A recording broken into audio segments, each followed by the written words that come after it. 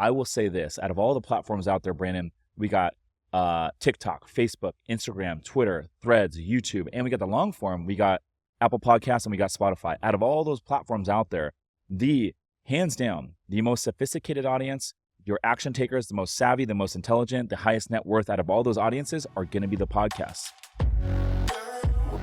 All right, guys, welcome to another episode of The Report. Today, I got a special guest. I got someone who's been in our ecosystem, someone who comes out to our Beers and Deals meetups, and I've been close with over the years.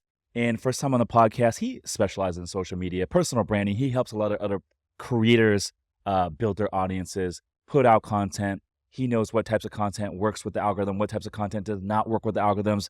I got the one and only, my man, Brandon Fortino. Brandon, welcome to the show, brother. Thanks for having me, Rich. Happy to be here, man. Yeah, dude. Stoked to freaking have you on, man. It's been a long time coming, and we're overdue for a podcast. So super stoked for you to come on, and thank you. I'm excited for what we got in store today. Yeah, my man. So, I think just to jump into it, man, like my entire fucking life has changed. I found a screenshot on my phone. It was May of 2022 when I decided to take social media seriously, take content, personal branding, take the podcast seriously. Up until that point, I was doing some cool stuff. I was raising money to buy apartment buildings, and I was like taking down some cool deals, but no one knew who I was. And I found a screenshot. It was May of 2022. I had 4,000 followers on Instagram, and that's all I had. And that was the day when I decided, you know what? Enough is enough. I am going to go all in on the content, and I'm going to prioritize the content as the main hustle. And since then, dude, my fucking entire life has changed. It's not just the ability to raise capital. Like I used to jump on 10, 15 calls with one investor to raise $100,000. And now we're raising, $250,000 chunks for the fund. And I'm not even talking to these investors, right? And so think about that, but it's not just that. It's the ability to hire and retain good quality team members. It's the ability to network and build genuine friendships and relationships with all these high caliber guests that I've had on the podcast. People like Grant Cardone, Dan Martell, Pace Morby, Ryan Pineda, to name a few, freaking Ryan Garcia, top boxer in the world, Jordan Belfort, Wolf of Wall Street, all these folks. And it's all because I decided to put myself out there, all because I decided to start putting out social media content and building the personal brand and the podcast. And so my life has completely fucking changed in so many ways. That said, I think building a personal brand in 2024 is the most valuable thing that you could build for yourself. Talk a little bit about that. 100%. I think having your personal brand, it's kind of having your digital resume nowadays. Nobody really looks into whatever achievements you've done other than going to Google or Instagram. Right? When they first meet you in person, what are they going to do? They're going to search you up on Google. They're going to search you up on Instagram, Facebook, LinkedIn, whatever platform they use. And if you are there, literally, you can just 10x your time, because when you do create a post, those posts are going to be shown to so many people, even when you're sleeping. You know what I mean? And it's going to be working with you in terms of building just your awareness, your brand, and even just your reach. So I think same goes like you. Ever since I started posting on socials back in 2022, it just changed my life, changed my career. Whenever I go to a crazy story, I went to Las Vegas about 6 months ago, and me and my girlfriend chilling. We went to Omnia, just super casual night, right? And somebody came up to me like, "Are you Brandon, the guy with the red jacket?" Like, it's just crazy. I never met the person before. I never talked to them before, but that kind of just, I don't know who that person is, but they have affected or they have been impacted by my content that just mean the whole world. It's crazy. And it's cool because it shows that what you're doing is working, but you're also like inspiring and you're helping a lot of other people. Right. It's happening to me more and more. Like I get stopped. Like the team and I were out in Scottsdale earlier this year, and we were going to this restaurant Friday night, Toca Madera, a really good restaurant if you guys are ever out in Scottsdale. But a line out the door, and we had a reservation, but they're like, "Hey, we fucked up, really really busy," and so like, "Hey, like go wait. It's gonna be like 30 minutes." So we're like hanging out in the bar area. One of the servers in Scottsdale comes up to me and he's like, "Hey, I listen to your podcast. I follow you on social. I'm a big fan."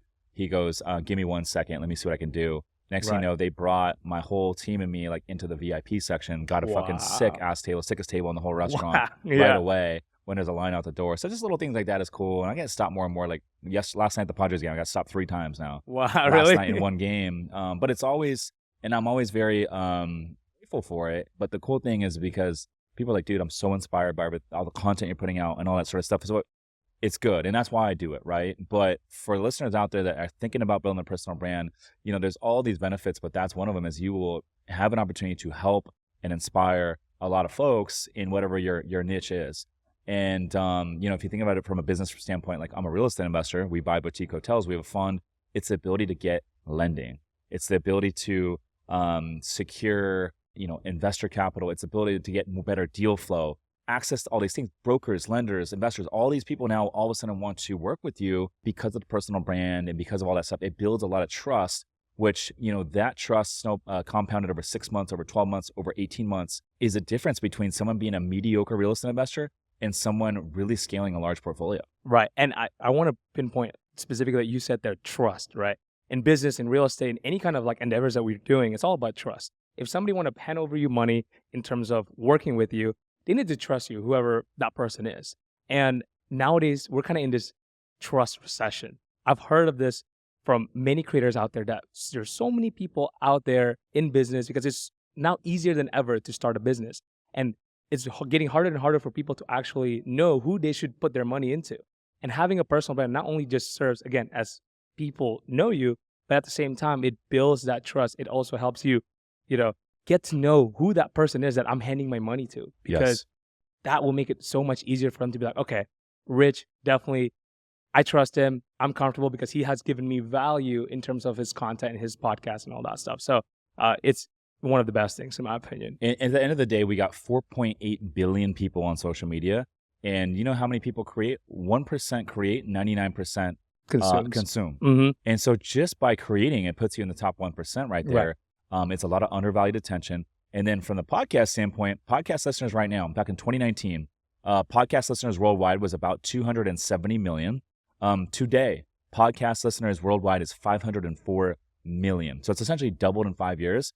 People think, oh, it's late for me to jump in the podcast game. I'm like, no. The podcast game is just getting warmed up right now. That trend is going to continue. Everything is going away from the TVs, going away from the news stations. Everything is going onto the phone. And a lot of stuff is going into this long form content. And it's a secret sauce because I'm like, yo, you can shoot your long form and you can chop up the shorts and there's your short form content. And it's a great way to build a lot of trust. But also, I will say this, out of all the platforms out there, Brandon, we got TikTok, Facebook, Instagram, Twitter, Threads, YouTube, and we got the long form. We got Apple Podcasts and we got Spotify. Out of all those platforms out there, hands down, the most sophisticated audience, your action takers, the most savvy, the most intelligent, the highest net worth out of all those audiences are going to be the podcasts. And the reason is, and it makes sense, is because these folks are listening to you while they go to the gym. These folks are listening to you while they go to work. These folks are action takers. They're listening to a podcast long form because they're trying to better their lives. A lot of people will scroll through TikTok because they're just mindlessly consuming, right? Entertaining their minds. They're getting little dopamine hits. But the folks that are listening to hour-long podcast episodes, they are actually trying to learn how to. They are learning how to improve their lives. And so because of that, they tend to be more savvy. They tend to be more intelligent. They tend to be higher net worth. And they're action takers. And those are the ones that convert to investors. Those are the ones that convert over to clients of yours. And so that's why I say it is the secret sauce. Most people are not willing to put out a podcast. I think they say 80% of podcasts die within like the first 7 episodes or some crazy stat like that. Yeah. If you can just stick to it, it's like any new thing that you do. I mean, fucking think about the gym. Right. New Year's, you go to the gym January 1 and everybody's there. And then I go in the gym February 15th and I'm like, where the fuck did all these people go? Because people realizing, you know what? It's not as easy as I thought. It's going to require a little bit of work. And, in those first 6-8 weeks, you don't see a lot of results. And so a lot of people drop off. It's the same with the podcast. You're not going to see a ton of results in the first month or 2, but if you stick to it and you do the hard work and you stay consistent and you put out 1 episode a week for 12 months, you will look back. I guarantee you will look back after the end of 12 months.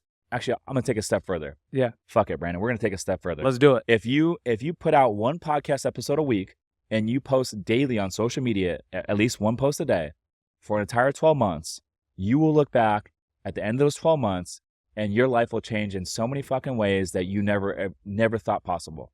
100%. Hands down. Agree. 100%.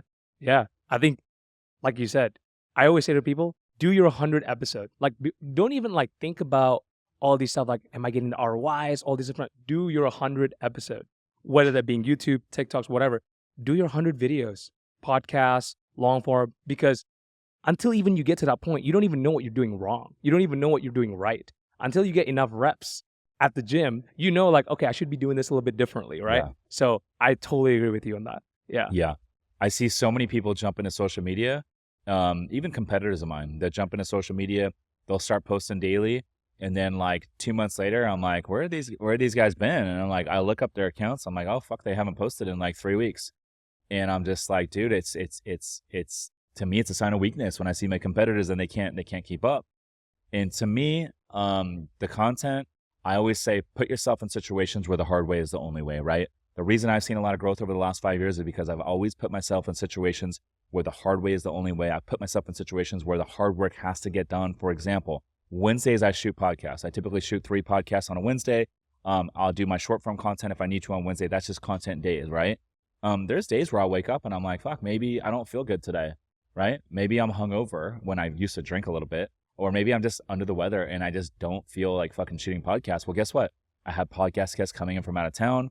Like, it's a non-negotiable. We committed 3 episodes a week. I have to put them out. It's a non-fucking negotiable. So I don't have the option to not come in. I have to come in and rip it. And when you compound those 3 episodes over weeks, over months, over years, that's the difference between someone playing college basketball and becoming Kobe Bryant, Michael Jordan, right? 100%. And that's just the truth of it. If you look at people like Joe Rogan, 3 fucking podcasts a week. These are long 2 to 3 hour episodes, 3 times a week for 15 years. Look what it's done for Joe Rogan. Exactly. 2,000 episodes, man. I mean, are they at 2,000 or 3,000 now? I don't even know, to be honest. Something over there, but just the amount of effort that you need to put in terms of just being consistent, that's how you're going to get that result. And it compounds. That's the best part. It's not like you're just doing a flyer today and tomorrow your flyer's in the recycling bin, right? You have this content that you recorded and posted to be consumed literally as long as the internet exists. So I think that's such a leverage in what someone can do as a business to really spread their message. So 100% on the podcast, man. Yep, absolutely. So one of the biggest like objections that I hear, and I tell everyone in my hotel mastermind, I'm like, guys, everyone in my hotel mastermind, we got about 60 members. They're all buying boutique hotels. A lot of them own a lot of short-term rentals and they're in the hotel game, and all badasses in their prospective spaces. But I tell them, I'm like, guys, if you guys want to build a big portfolio, you need 2 things. You need deal development, so access to good deals, and you need capital development, access to capital. So I said, if you want to raise money, you got to start a podcast. You got to start putting out social media content. And 80% of them they will not touch a podcast. They will freaking not get on social media. A lot of reasons I hear other people, not in my hotel mastermind specifically, but a lot of reasons I hear people say they don't want to get in the content game is they know they should be doing it, but they say right now I just don't have the time. In 3 months, 6 months, when my schedule frees up, then I'll make it a priority. I'm going to start tomorrow. Today, I don't have the time. So what do you say to the people that say they don't have the time to do content? If you don't have time to do content, then something is wrong with your business. Because you as the business owner, you should focus on the action items that will have the most impact to your business.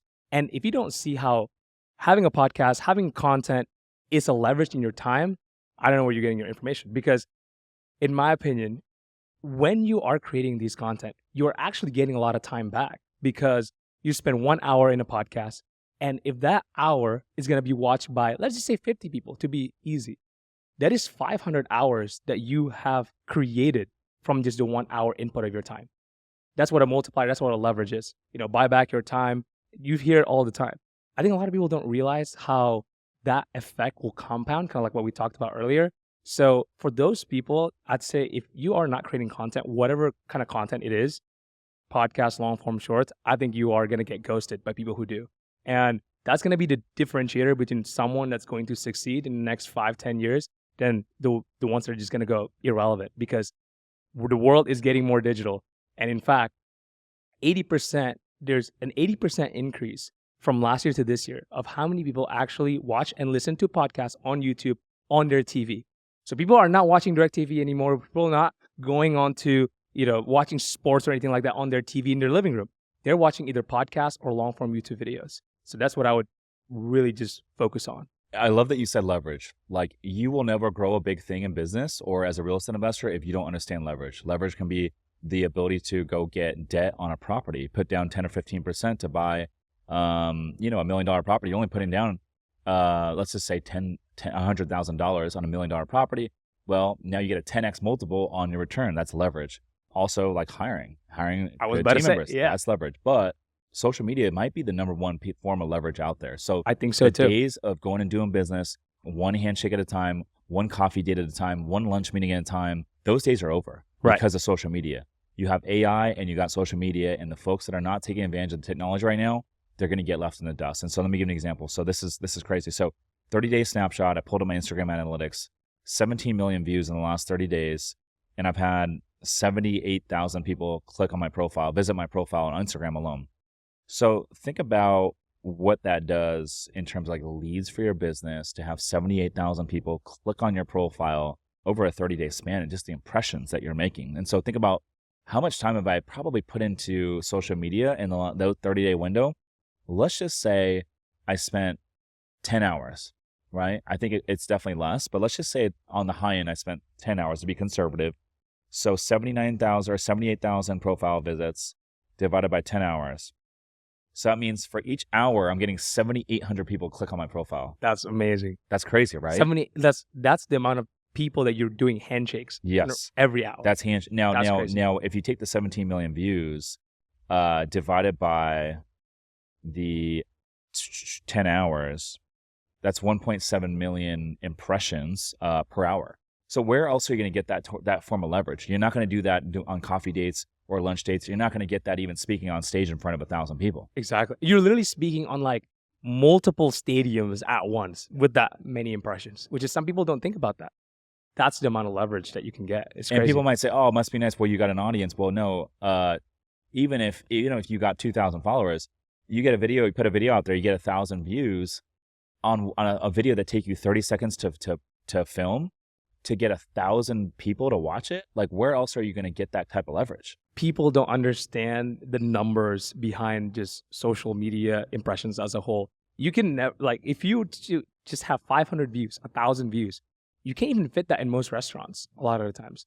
If you just imagine yourself fitting 1,000 people at one time for 60 seconds, let's just for example, or let's just say for a podcast for an hour long, that's a massive amount of audience. And now I know sometimes when we talk about millions and all that, people get kind of tuned out. They're like, oh, like this is a lot. I'm not even here yet. But even with a small impact of 1,000, 2,000 people, that is a lot of people. And if that's who your target audience is, who you're looking for to do business with, yeah, best thing you can do for your business. So real quick, and I want to talk about how to define your target audience. But before that, tell me like for some, because I hear people say, oh, like you can only make money if you have a big audience. That's not true. I know a lot of people that are making really good money with small audiences. So what kind of money have you seen people make with smaller audiences? Let's just say 4, 5, 6,000 followers. Right. So a lot of the 4, 5, 6,000 kind of followers, well, there's a couple of different things. One, you can do brand sponsorships. So brand sponsorships is if there's a brand that's looking to promote their products or their services into your content, that's number one way. I think people can do that with small audiences because a lot of brands are actually moving into these micro and nano influencers nowadays. So that's number one.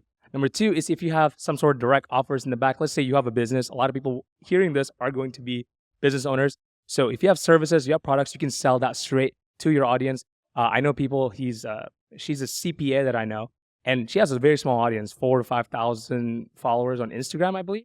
And literally because of the content that she's creating about taxes for a specific business, she just gets that as her lead flow. So that's number two. If you have a product or service in the back end, I've seen people make money from very, very mini offers. That's what I call it, $6, $7 offers. So whether that being like a book, guide, you can sell these online like a mini offers. Like, hey, if you want a guide on how to develop land here in San Diego, here it's just $7. But because it's such a low entry point, people would make money from that.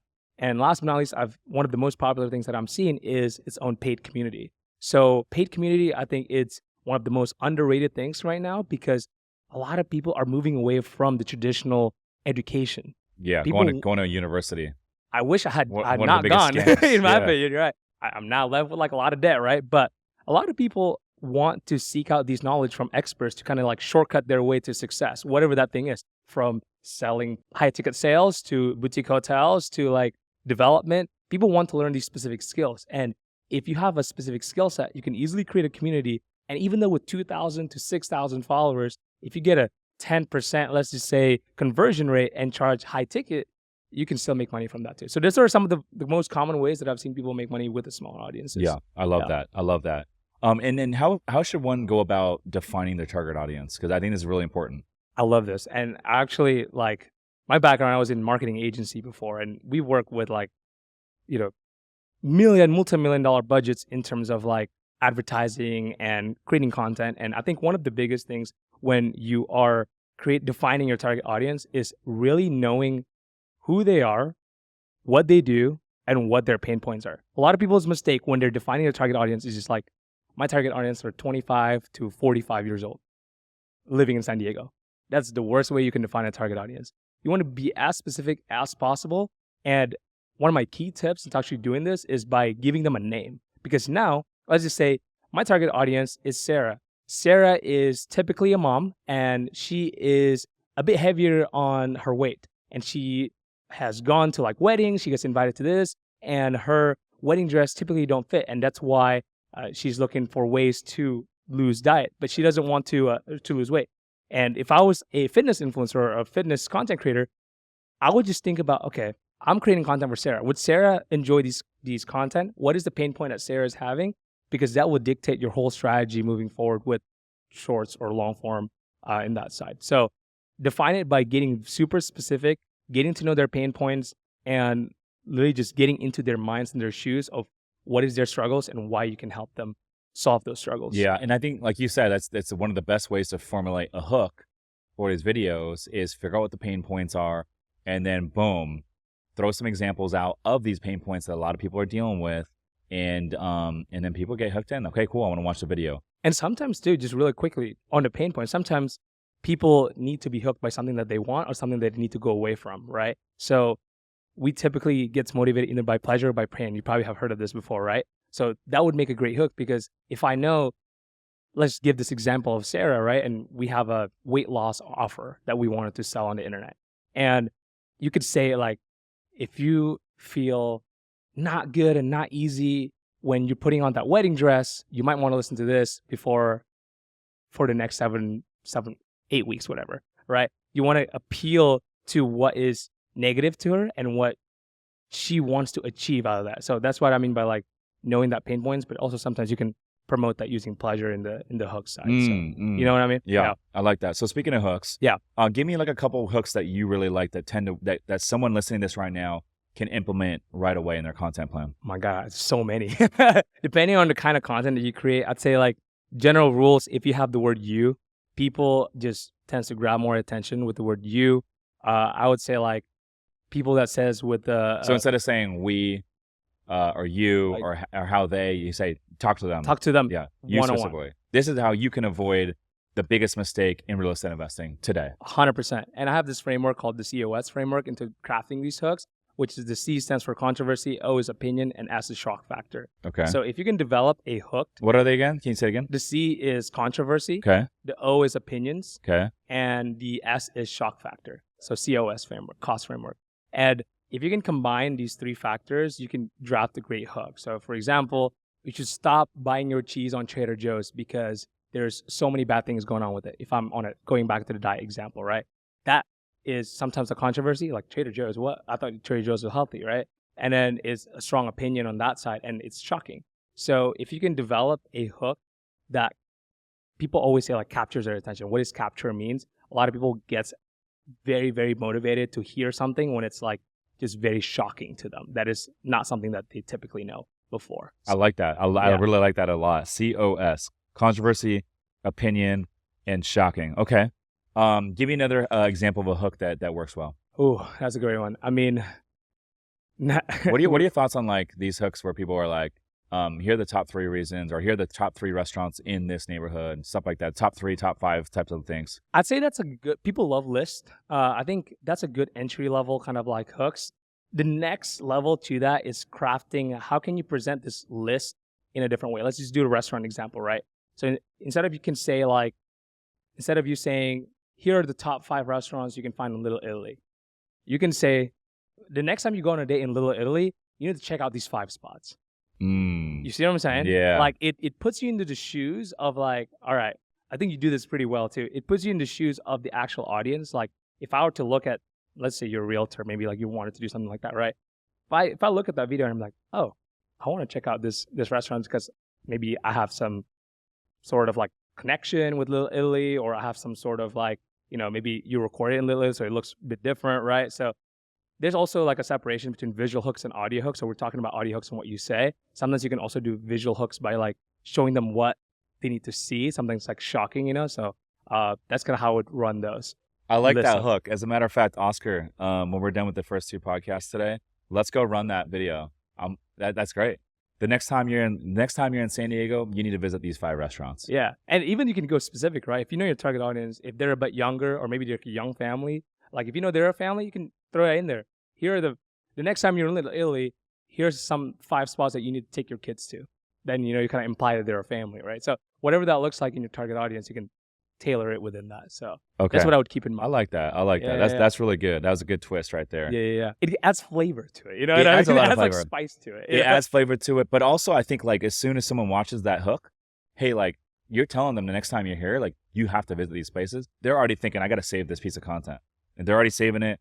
And the saves and the shares is really what triggers the algorithm to be like, oh, this is a great piece of content. Everyone's finding it value enough to save it and share it. They're taking action. You know, the likes don't fucking matter, but if everyone's sharing it and saving it, that's what really pushes the reach. 100%. Yeah. And I think like a lot of people tend to not know how much work does it take to actually craft that good of a hook. Because I would say 80% of my time when I'm creating content for me and my clients, we literally just spend the time on the hooks. Because a lot of the times you already know what you're going to say in the value section. You probably already know what that 5 restaurant. That's very easy. So sometimes I even came up with like 2 or 3 different hooks to try out. That way, like we can post it and see which one performs best and then carry on with that. So, yeah. Yeah. Oh, what are your thoughts on split testing? Because I know a lot of these guys at the next level, these folks that like the Hermosis, Dan Martell's really grown very quickly right now. He was on a podcast back in November. He had about 160K on Instagram. Now he's almost at 600K in like less than a year. So he's like almost more than 3x his audience in less than a year. So what these guys are doing is they're split testing a bunch of different hooks.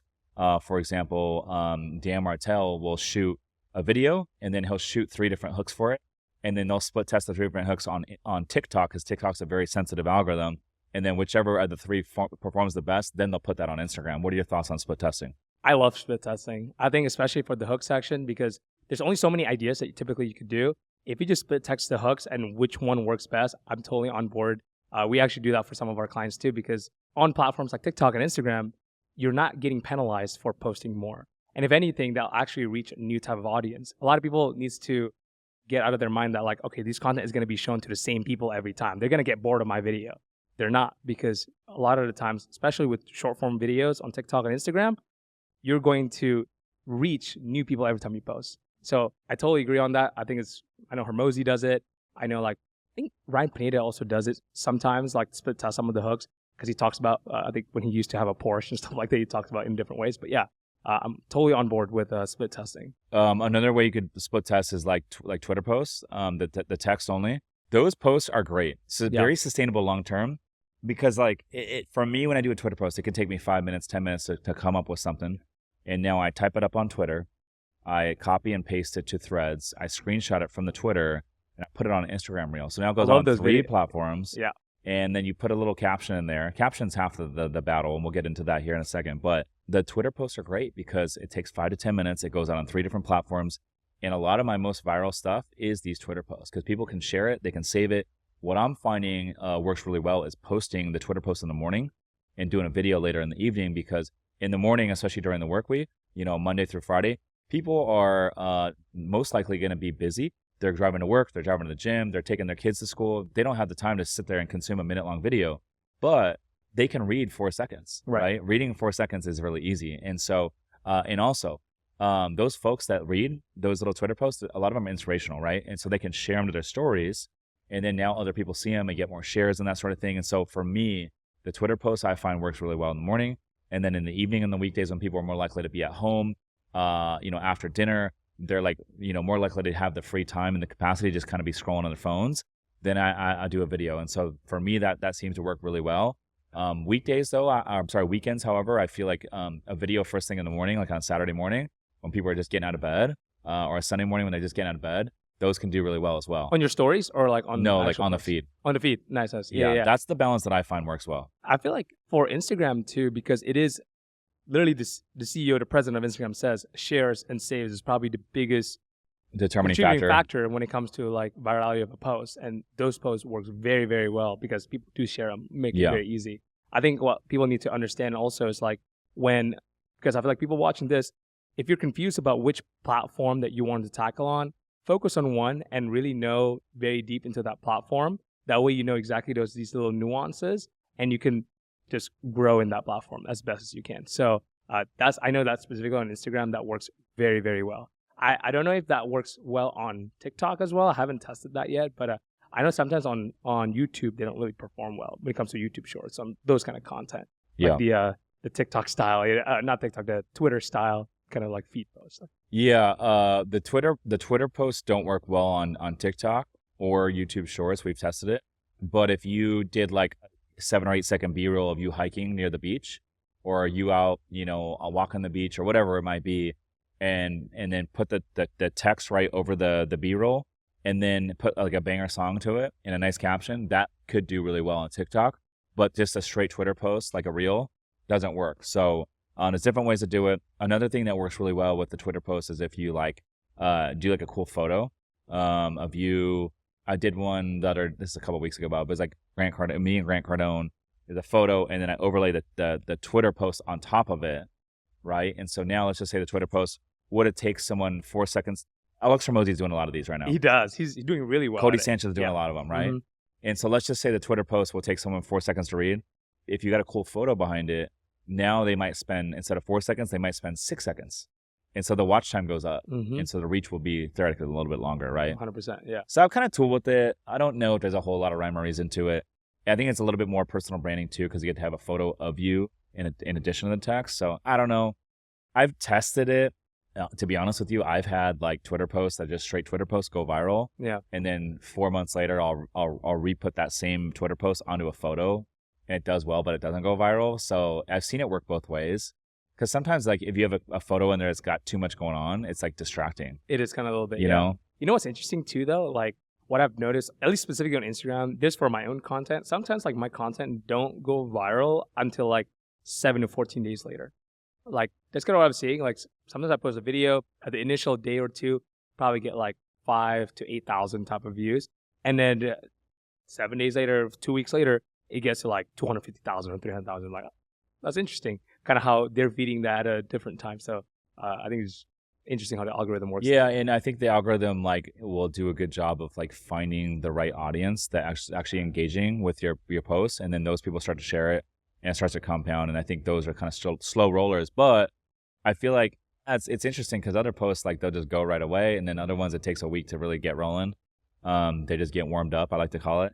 Yeah, yeah. I think a lot of people that are creating content needs to understand that you got to understand the way the content is being served to people, especially on these short form platforms like TikTok, Instagram, maybe even Facebook Reels. Like the audience don't get a choice of what content to watch most of the time. So your content is already going to be pushed out to the people that they think will enjoy this content. So your battle is just to make sure to capture their attention and then keep them engaged for 60 seconds or whatever, 90 seconds. Whereas something on a YouTube video or a podcast is slightly different because there's a lot more. It's more of like a search-based platform, but I think people need to realize that too. Yeah, that's a really good point. Hey guys, for the first time ever, I'm teaching a group of driven creators how to build a 7-figure brand. When I went all in on my content only 24 months ago, I 4x'd my real estate portfolio, grew my team, and even hosted industry leaders like Grant Cardone on my podcast. Now I'm showing you how to master social media, podcasting, and brand building with proven strategies and a supportive network of business owners. Join a community that's just getting warmed up with 40 plus members and growing. So if you want to learn more to see if we can help you, visit the7figurecreator.com to book a free call with my team. Again, it's the 7, spelled like the number 7, figurecreator.com to book a free call with my team. Now back to the show. What are your thoughts on like the amount of time you should be posting per day? What's the sweet spot there? That's a good one, to be honest. Like I've been asked that question a lot, and I feel like my answer has been changed over the years. So there's two school of thoughts when it comes to looking at this. The first school of thought is the more that you post in a day, this is the Alex Ramosi method, you post 7, 8 videos a day or content a day, you're going to get accumulatively a lot more views and impressions because you're just doing a lot more, right? The second school of thought is like you kind of take the time to maybe instead of doing once a day or like 7 times a day, you do like 3 videos in a week, 4 videos in a week. Not the whole week you're going to be posting, but you focus on the quality, and from that quality you'll be able to get as much or if not more impressions than the first way. You know what I mean? So I think it's just picking which cadence work for you, especially if you're in the beginning. I'd say if you're in a stage one of just trying to get into content, pick a cadence. Like just commit, kind of like going to the gym. I want to do it 3 times a week. Perfect. Do that for the rest of the year. You know what I mean? I think picking a consistency that works for you is more important because that'll train your brain to like actually, okay, this is what I need to do. Now I'm kind of seeing a little bit of the difference between doing this and doing that because you can only see that change by, doing it consistently. So for me personally, I used to do once a day last year in 2023. And I would say that from that once a day, I miss about 6 days out of the year, maybe 6 to 8 days, just kind of like, things happen. But this year, I'm kind of like focusing more on that quality. I post about 2 to 4 times a week. And, the quality is like a lot better. So that's my own journey. Some of our clients that we're working with, sometimes we're doing 4, 5, sometimes even 7 days a week. So it just varies depending on what you can commit on. What are your thoughts on that? Well, for me, I think the sweet spot, it all depends. Right. It all depends on this. If you're putting out high quality content and you can come up with high quality content and you can post 14 pieces a week, then do the 14 pieces. But if you can only come up with 7 quality pieces a week and you're just going to push out 14 just to push out 14 and the other 7 are shitty, that works against you. Right. And so that's why I say it depends, right? It depends on your capacity to put out quality content. I think there's 3 phases for like a content creator. Stage 1 is like, let me just put out fucking content, right? Stage 2, like volume. Let me just see what works and doesn't work. Let me get the reps in. Let me get past like the fucking fear and like the period of uncomfortableness of just putting yourself out there. That's stage 1. Stage 2 is, okay, let me put out good content. How do I put out content that's going to actually get shares? It's going to get watch time. It's going to get people to engage, and you're going to get some pieces of content that hit, right? And the algorithm starts pushing it. You get a couple of viral pieces in there where you pick up good clips of followers. Stage 3 is, okay, you figure out how to do volume, right? And then you figured out how to get some pieces to be good quality. So you figure out how to put out good quality content. Stage 3 is, how do you figure out how to put out good quality content and volume at the same time? At the same time. I love that. Right? Yeah. That's stage 3. And so for me, I think the sweet spot is, I think every content creator out there, like Ryan Pineda, I love Ryan. I'm a good friend of his. But I'm going to call him out right now. He's doing 6 reels a day. And so even at Ryan's capacity, and he has a team, you don't have the capacity to put out 6 quality reels a day and keep the content always fresh. That's 6 times 7. That's 42 pieces of content on Instagram per week. Just on Instagram. It's not possible to have 42 bangers every single week. Right. So I think the sweet spot for most creators is 1 to 2 posts a day.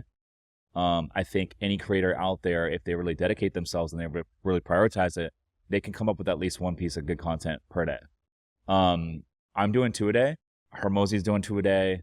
And then I like to space out those 2. So right. I'll post in the morning and I'll post in the evening. So typically like first thing in the morning when I wake up. So like this morning I posted at 6 a.m. I'll post another one at 6 p.m. So it's 12 hours spaced out. And that really maximizes the reach. If I do a post at 1 p.m. and another post at 1:30 p.m., they're too close to each other. And so they're both of them are not going to maximize the reach. Mm. That makes sense? Yeah, that makes sense. Yeah. So I don't know. I think the sweet spot is like 2 a day for me. And people are like, oh, well, that 2's a lot. So I'm like, okay, well, how do you get used to posting 2 a day? And I always say this. Well, how do you get used to posting once a day? Force yourself to post twice a day for an entire week. And then once you get used to that, acclimated to posting twice a day for an entire week, now you go back to 1 a week, it's easy, right? And how do you get used to posting twice a day? Make yourself post 3 times a day for an entire week. And then now you go back to twice a week and like, that's easy. It's like going to the gym. How do you go up and weight? You go up and weight.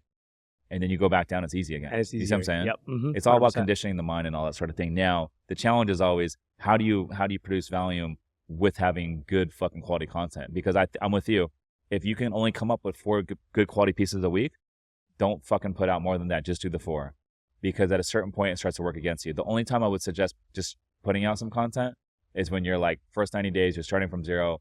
Like, just put out a bunch of shit and get used to it. And then after 90 days, you have 90 days of content you can go back to. You can look at the analytics, see what works, didn't work. The stuff that works, double down on. The stuff that didn't work, 100%. Cut out. But also, you don't need to overguess. You don't need to overthink it. This game is actually relatively simple.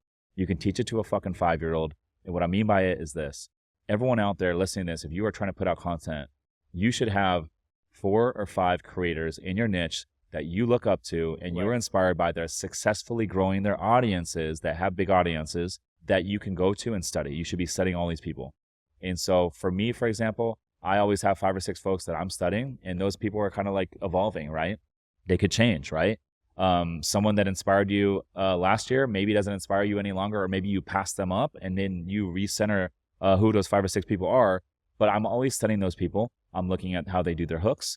I'm looking how they do their call to actions. I'm also looking at their camera presence, all that sort of stuff. But most importantly, I'm looking at their most viral pieces and the content that has the most reach. And I'm saying, okay, what topics are people engaging with? Because now I know, hey, these are the topics that people are engaging with.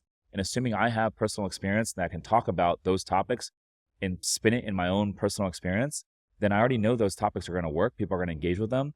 And then boom, I don't have to shoot from them, right? Mm-hmm. And so it eliminates a lot of the guesswork of knowing, hey, what types of content people like and don't like. I love it. That's kind of what I do too. I have actually 8 content creators that literally like I look up to, I get inspired by, and we do that for all of our clients actually. That way we can have a reference and we don't have to like test out what works and what doesn't work. You know what I mean? Like kind of like what you said. You see something that works, kind of replicate it, make it your own vibe, your own choices of words, and just run it, because no content is really original. I think, in my opinion, everything has been done. Every information is out there. Real estate is not new. Real estate investing is not new.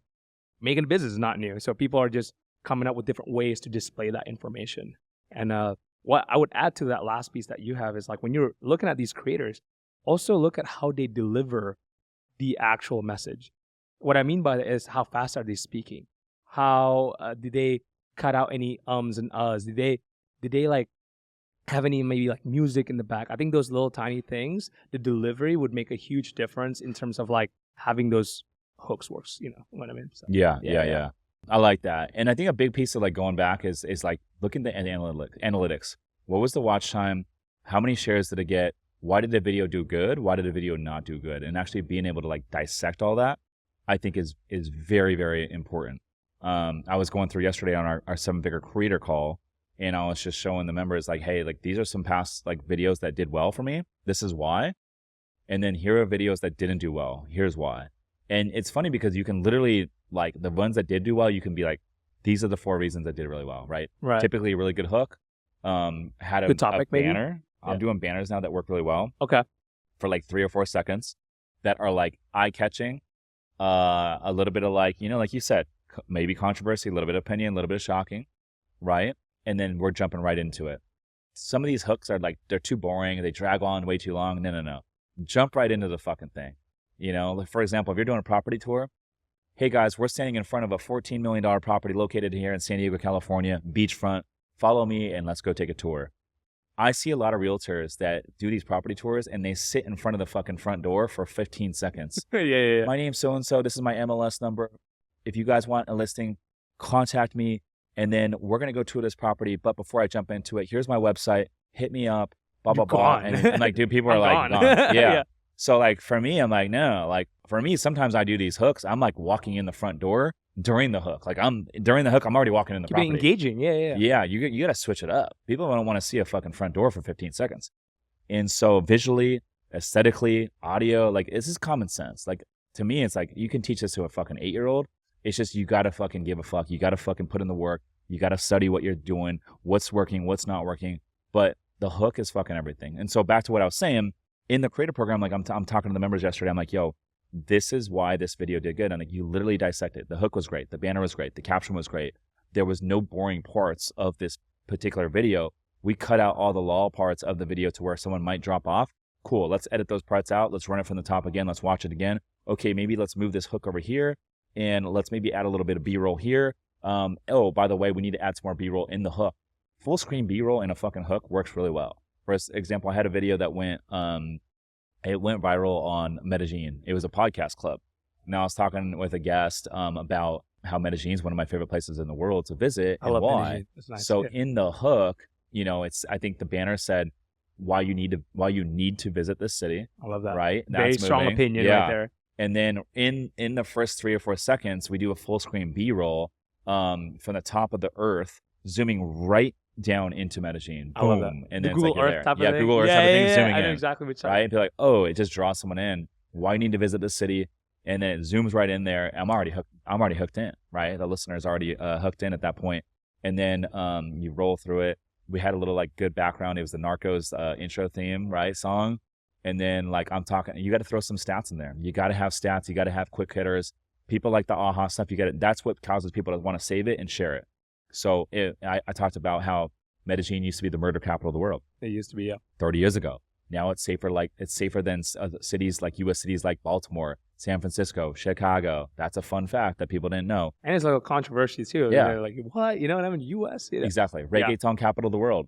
Boom. That's another fun fact that people didn't know.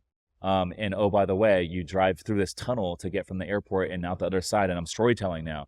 You drive through this tunnel late at night. You come out on the other side of this tunnel, and all of a sudden you see this big valley with 5 million people living in it and all these bright lights, and it's absolutely gorgeous. I'm storytelling, right?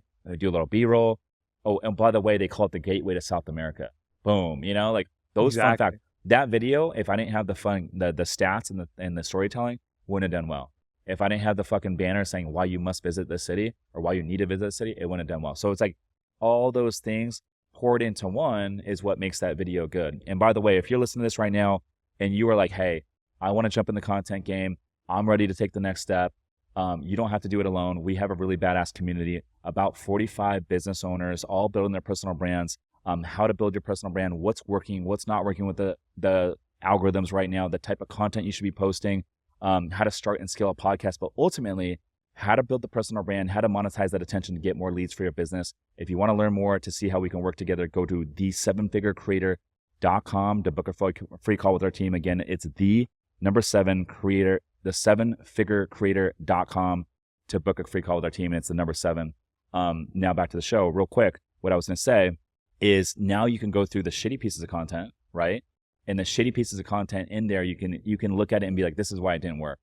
The hook was not great. We didn't have a good banner. The watch time dropped off here because there was a boring part in second 7 through second 12 where people were just like this dropping off. And you can literally look at the watch time and be like, this is where everyone dropped off. And it makes sense. It's like, okay, why did I leave that part in? Right. It's good asking those questions, looking at those graphs, the view duration graph. I love it. Yeah.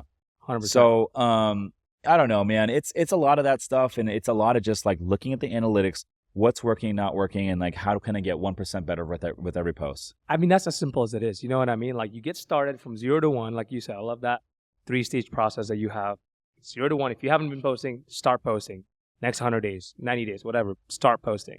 When you get there, then you start looking into the analytics, look into the graphs, see what you can do better. And then the third stage, when you can now create good quality content, then scale that. Yes. Yeah. Yes. I like that.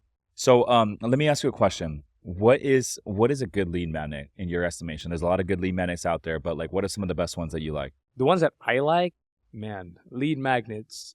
So lead magnet, for those people who doesn't know. Yeah, what is a lead magnet? Lead magnet is just a way that you can give something, either as an offer that you can give to someone so that someone can just buy into it. Let's just say a good example to this is like the Costco free sample. That's what I like to call it. Like you go to Costco, you don't want to buy this thing, but you just like, oh, look at this thing. You just tried it out, tastes good, and now you're going to buy the whole thing, right? It's not the main offer that you have in the back, but it's actually just a mini tiny piece of it. And what I've seen working really well right now, the one that not got me, but one I really enjoyed is actually some sort of like free courses, like a free course or free community funnel, free community lead magnets, put it that way. That way people don't get confused. So people run ads to it, and then people go into this free community, whether there is either access for a very, very limited access to the expert, or it has some sort of video course that are teaching me to do something. For example, just recently, I'm actually learning about how to build an e-commerce brand, right? And I'm like looking at this guy. I've been looking at their content for a while, and they're like, DM me the word, I think it's like FBA, so that we can give you this free resource. When I click on it, it goes into this like free school community that has a couple of videos to just give an introduction to what it is and value for me that I'm just thinking about that, right? So I like that a lot because I think it's just more natural and giving a lot of value first. I think one of the best ways to have a great lead magnet is to just give a bunch of value at first. It's a classic saying that you wanted to showcase the strategy and you sell the execution, right? Give away the strategies and then here, let me help it execute it for you. So I like free communities. I like that. I know some people still do like the ebook. Some people do all those like there's ebooks, there's mini flyers, there is some sort of document. So it just depends on what you do. I know for realtors they have like a calculator sometimes, and for me, what I really like actually as a lead magnet is building my own GPTs. So that's kind of something that I've been working on. Whereas you kind of the problem for a lot of people right now is to figure out how to prompt ChatGPT or whatever AI tool you use to give it what you want, right? Nowadays, you can create your own version of ChatGPT that is specifically tailored towards what you do to help you do a specific certain task. And you can make this a lead magnet too. So you can be like, hey, if you want this, I'll send it to you by email. And in email, you can give them access to this tool. So there's a lot of different things, tools, flyers, ebooks, and free communities. I'd say those are some of the best lead magnets that I'm seeing right now. And there's probably a lot more that I can't even think of right now. Yeah, I like that. I think in addition to it, and then I want to get your thoughts on a free Facebook group. I think in addition to that, it's like, your call to actions, right? So sometimes when I'm doing the hotel stuff and I'm trying to plug the hotel mastermind, I might do a post on like, hey, here's updates of a renovation on one of our hotels. Oh, and by the way, if you want to learn how you can do this too, DM me hotel and I'll send you a free training. And I always say DM in the call to action versus comment, because half of the people that follow you are going to be private. So they comment, you can't message them because you're not following them. You have to request it, they have to accept it. But if they DM you, then they're already in the DMs and you can communicate. So my question is this: what are your thoughts on a free Facebook group? I know you have one. What is the name of your Facebook group? It's called Future Media Mastery. Ooh, there we go. Future Media Mastery. Yeah. Okay, so for someone listening to this and they want to like go into your Facebook group and join, how do they join? They just look that up on a group, and then they'll be able to just answer a few questions. Make sure they check the agreement box, and then that's it. And what do you guys talk about? We talked about basically how to create content online using AI. So what that means is how do we leverage those tools that are available to us to create organic content, get some presence out there, and all that kind of basically like the idea of the name too, Future Media Master, is the fact that how can we market ourselves using all the tools available today? So that's I like that. That means like AI tools. Yeah. Okay, so what you've had the Facebook group for a little bit. What are your thoughts on having a free Facebook group? Is it a great lead magnet? I think so far is great. So what I haven't done with that Facebook group is actually run ads to it. So if I were to run ads, I actually would run ad into the Facebook group, get people come in there because it is free. It's a free kind of like, it's an easy ask. Hey, all you have to do is just fill out your name, phone number, and an email. You get access to this. You get access to me once a week. We go live every Tuesdays, 5 o'clock Pacific time, right? So my thoughts is a good way to build that goodwill with people, because then if there are people that are like not even interested or maybe even kind of like still, I don't know if I trust you yet in what you do, they can see firsthand until like, again, the Costco free trial of like, here you go. Here's what we do. Here's how we can help you. And I think like building that goodwill over time will compound and then makes that kind of group its own kind of like generation of warm leads.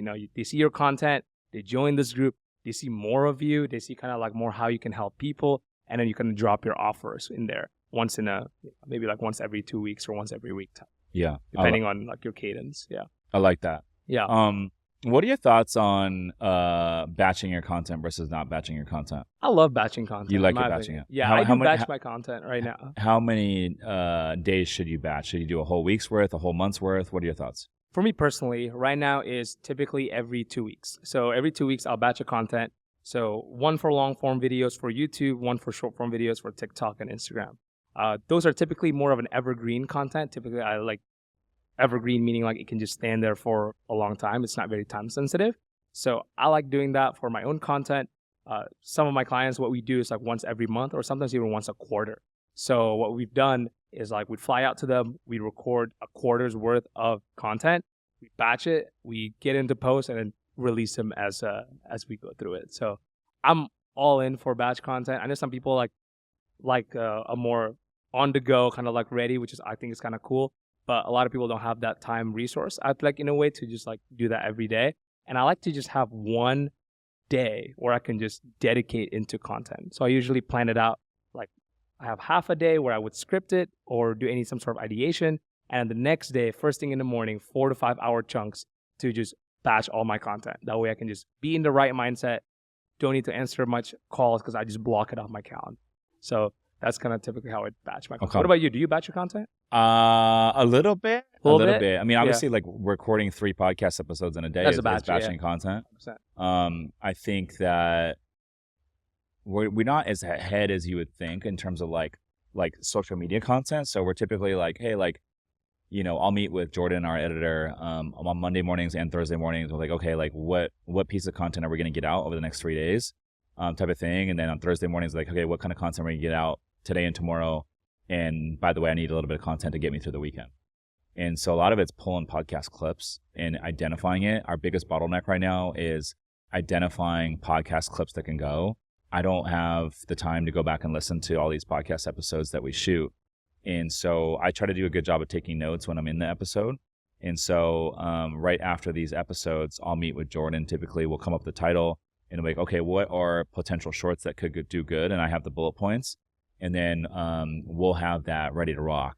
Now, you know, when I go and like, let's just say that I go on someone else's podcast and it's hour and a half long, I don't take those notes, right? And I know they're interviewing me. So there's a lot of good content in there that will do well on social media. But we don't have people to like go back and like listen to all this stuff and identify the right clips. And so that's the biggest bottleneck right now. One of the things that works really well that actually I learned from Ryan Magan is if you're like scanning through an hour and a half long podcast episode and you're looking for potential viral clips, look for the spike in audio, because the spike in audio typically means that you as the host or the guest were speaking with conviction and you're like raising your voice because you're proving a point, and those typically are good hooks. And so you can scan for those spikes in audios to go find those areas and see if it's something good. Now, when we make these bullet points and we'll go back and try to find those like potential viral clips, we might look through 4 or 5 of them and be like, 3 of those we're not going to use because like, yes, it's good content, but like the guest or maybe myself wasn't speaking with enough conviction, or like we just didn't have quite enough in there to where it would do good. So we're like, okay, let's not fuck with it. But other ones were like, we know, like, okay, that one's really good. It's got a lot in it. Let's put it out. Like the Medellin video, right? That's one example. So some of them are going to be good, and some could be good. It's just I didn't fucking speak with enough conviction, or I wasn't hyped enough, because that's part of it. Like when the lights come on, fucking like you got to turn it on a little. It's bit. a show, yeah. You gotta like kick into another gear. Yeah. And you know, it's not acting, but like you gotta like be a little bit engaging. You gotta be exciting, and like the folks that come on this podcast that are growing quickly and successfully building audiences, and the ones that are not growing quickly, the biggest difference is like the folks that are growing quickly, the Grant Cardones, the Pace Morbies, the Ryan Pinedas, the Dan Martells. It's like when the lights come on, they have another gear, and they kick into another gear, and like it's entertaining, and they spit fire and like all that sort of stuff. And so, you know, if you're listening to this and you're looking to build the brand, or you're putting out content and you're not growing, just know like you can't be boring. You gotta step into the spotlight, and you gotta put on a little bit of a show. You know, it's not like acting, but it's like you gotta have another gear. Your audience feel that energy. Yes. The energy translates through the camera. That's Yes. what I always say all the time. And it's not really faking things, but it's more bringing your best self. And a lot of people do content as the last thing in their priority list in their calendar, and you're already kind of done with like client yelling at you, and you're like, oh my god, there's so many things, right? But if you do that just first thing in the morning, you showered, make yourself look good, spray some cologne, make you feel good, people can feel that. And I think that goes back to the conviction that you said. It's when you feel good, when you're energized, when you have a lot of energy, Yeah. that also translate to the audience too. Yeah. Yeah. Dude, I got to bring you on one of our 7-figure creator mastermind calls as a guest. I'd love to bring you on for an hour and talk shop. I have Mikey Taylor coming on next week, and I have Lisa Song Sutton coming on the week after that. But maybe we can get you on after Lisa. We'd love to book you and get you on and talk shop, dude. Appreciate you coming on the podcast, man. Thanks Always for a big having me. fan of everything you're doing. I got to make it out to one of your Margarita Mingles meetups here soon. Yeah. I got to make it to one. But where can the folks get in touch with you and talk a little bit about your free community, and then also what you offer in terms of folks that are looking to get kind of the done for you service in terms of content done? Yeah, so everybody can just find me at brandon.fortino on all the platforms. I'm on YouTube, LinkedIn, Facebook, Instagram. Just pick your liking. My Facebook group, basically, we go live every Tuesdays, 5 p.m. Just want to give free value to a lot of people that are looking to get started, or maybe in that journey where they're trying to figure out what to do next. And, you know, a lot of people ask me questions about it, so I want to make sure to answer everybody's questions. And I'd say like what we do is we do a done for you service content for a lot of people, a lot of business owners. So we do everything from the strategy all the way till the execution and the distribution. So production, ideation, scripting, all the way till the writing of the captions and to do the distribution of that on all the platforms. So that's what we do. And yeah. I love it, dude. I love it. Well, there it is. He's Brandon Fortino. I'm Rich Summers. And by the way, always rocking that red jacket, looking fresh to death, my man. I'm Rich Summers. Listeners, thanks for tuning in. We'll see you in the next one. Peace.